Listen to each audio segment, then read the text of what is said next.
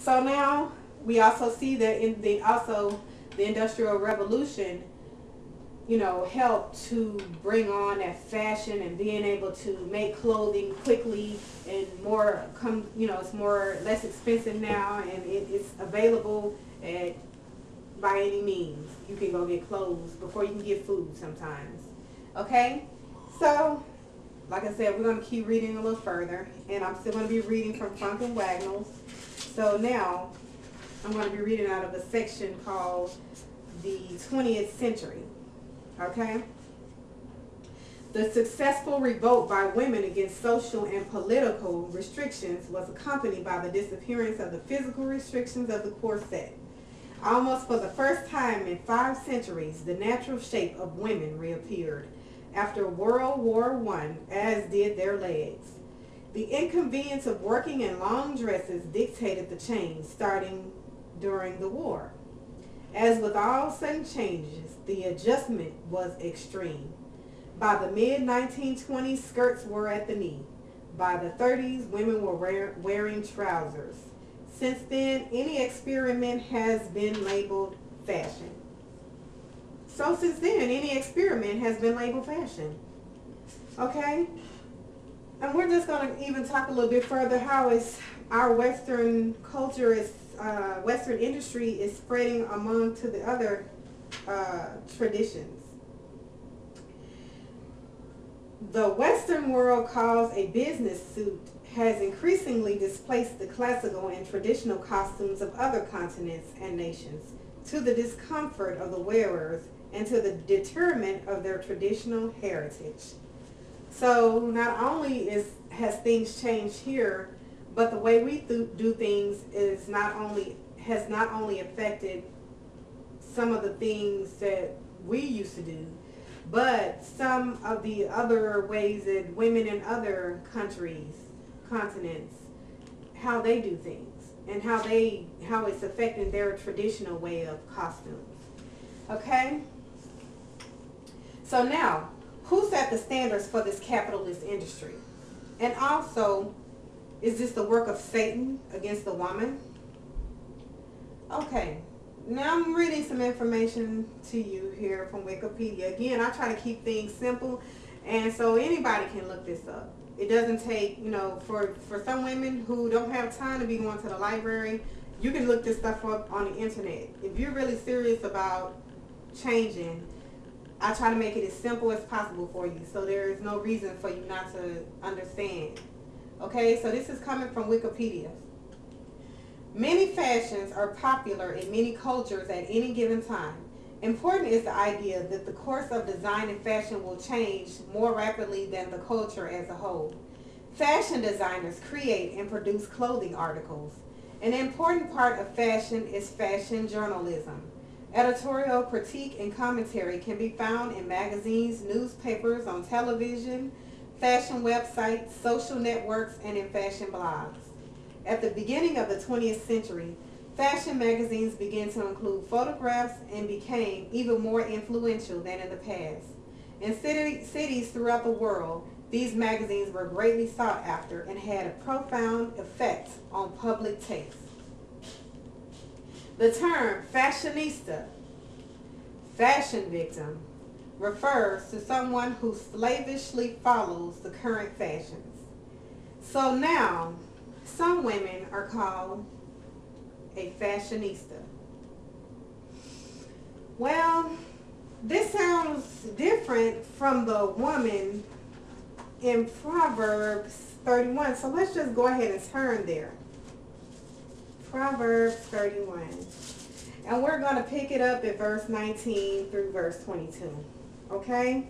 Proverbs 31, verse 19 through 22. Okay. She layeth her hands to the spindle, and her hands hold the distaff. She stretcheth out her hand to the poor. Yea, she reacheth forth her hands to the needy.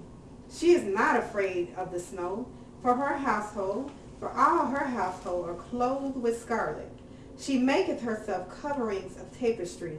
Her clothing is silk and purple. Okay, this does not sound to me like a fashionista.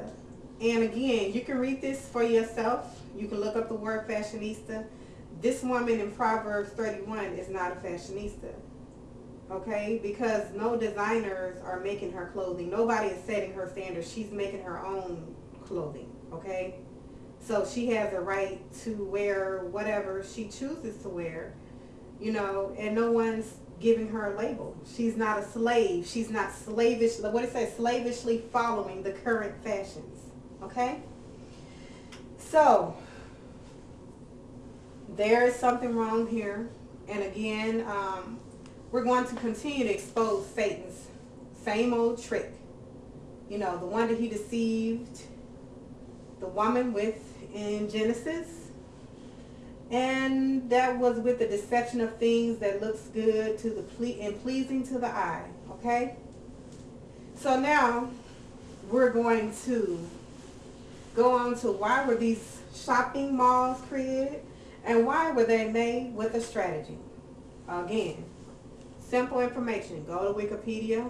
Go to any, you can just type in on your browser, in your browsers, shopping malls, or when were shopping malls created, or, you know, why were shopping malls created. And it'll give you information on it. Okay?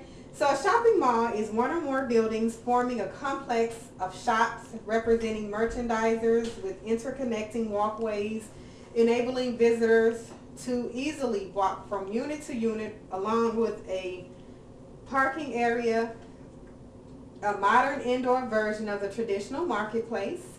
Modern car-friendly strip malls were developed from the 1920s, and shopping malls corresponded with the rise of suburban living in the United States after World War II. The first shopping mall was the Country Club Plaza, founded by the J.C. Nichols Company and opened near Kansas City, Missouri in 1922. The first fully enclosed shopping center was a constant climate-controlled temperature of 72 degrees, which opened in the suburbs of Edna, Minnesota, USA in 1956. Soon after, there were other shopping malls created. The malls moved retailing away from the dense commercial downtown into the largely residential suburbs. Okay, how convenient. This formula became a popular way to build retail across the world. So, we see, that's how they did it. When the shopping mall format was developed by Victor Gruen in the mid-1950s, signing larger department stores was necessary. Check this out. For the financial stability of the projects and to draw retail traffic that will result in visits to the smaller stores in the mall as well. These larger stores are termed anchor stores or draw tenant. Anchors generally have their rents heavily discounted and may even receive cash inducements from the mall to remain open. In physical configuration, anchor stores are normally located as far from each other as possible to maximize the amount of traffic from one.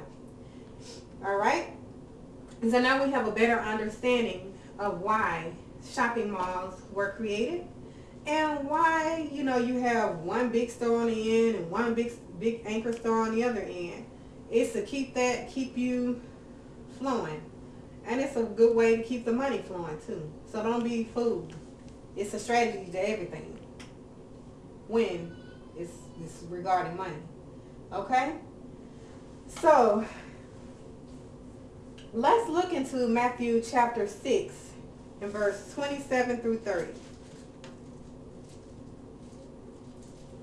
Okay, let's just take a look at that.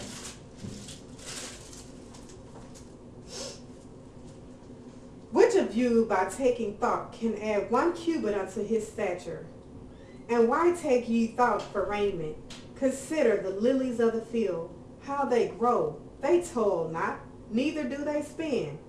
And yet I say unto you, that even Solomon in all his glory was not arrayed like one of these.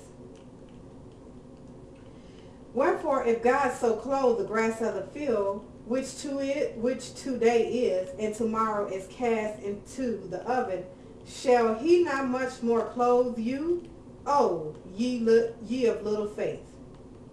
And let's just go ahead and read down to 31. Therefore take no